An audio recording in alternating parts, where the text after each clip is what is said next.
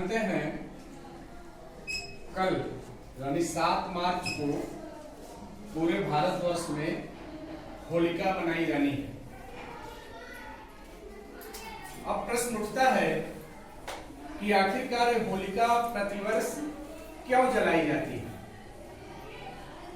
इसके पीछे हमारे समाज में एक धार्मिक कथा प्रचलित है और मैं आशा करता हूं कि अधिक लोगों को यह कथा निश्चित तौर पे पता होनी चाहिए, लेकिन आज हम उसकी चर्चा जरूर करेंगे क्योंकि जिस समाज में हम रहते हैं उस समाज की परंपरा, उसकी व्यवस्था, जो एक व्यवस्था चली आ रही है उसके विषय में जानना हमारे लिए आवश्यक होता है।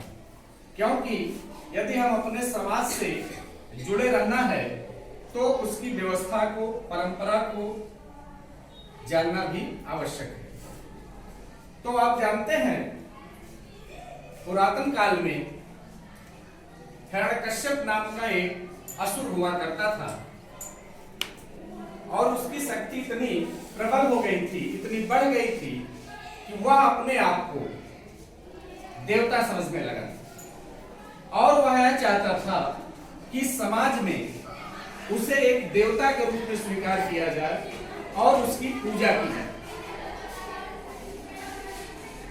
वह भगवान विष्णु को अपना सबसे बड़ा शत्रु मानता था,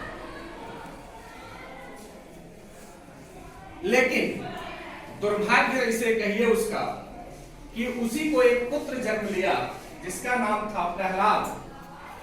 प्रहलाद जन्म से ही भगवान विष्णु का अनन्य भक्त था, सदा उनकी पूजा पाठ अर्चना वंदना में वह लगा रहता था। और जब यह बात उसके पिता हिरण्यकश्यप को पता चली वह बड़ा नाराज हुआ और उसने बड़ा यत्न किया कि प्रहलाद भगवान विष्णु की पूजा छोड़ दे।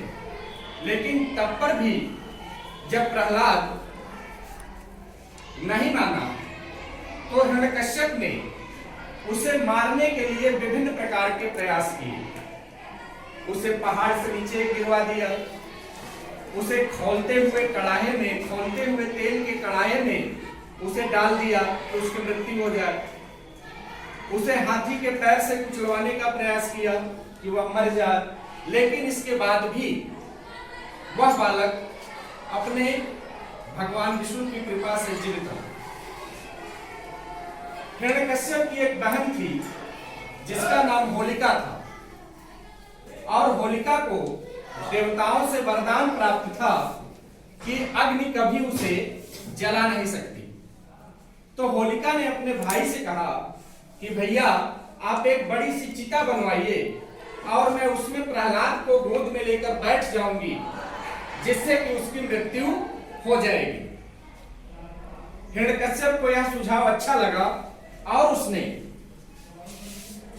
एक बड़ी सी चिता बनवाई और उसमें होलिका प्रहलाद को गोद में लेकर बैठ जाती है। और जब उस चिता में आग लगाई जाती है और चिता जब अपने पूरे वेग से जलने लगती है, तब जब उस आग की तपिश होलिका को लगती है तो वह चिल्लाने लगती है बचाओ बचाओ, लेकिन कोई उसे बचा नहीं पाता।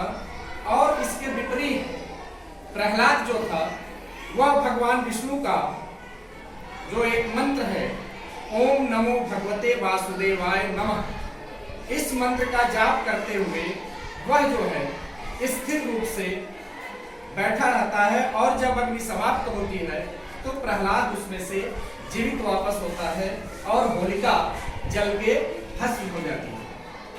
आज उसी मान्यता को हम सभी इस समाज में होलिका के रूप में, होली के रूप में बुराई पे अच्छाई की जीत के प्रतीक के रूप में मनाते चले आ रहे हैं।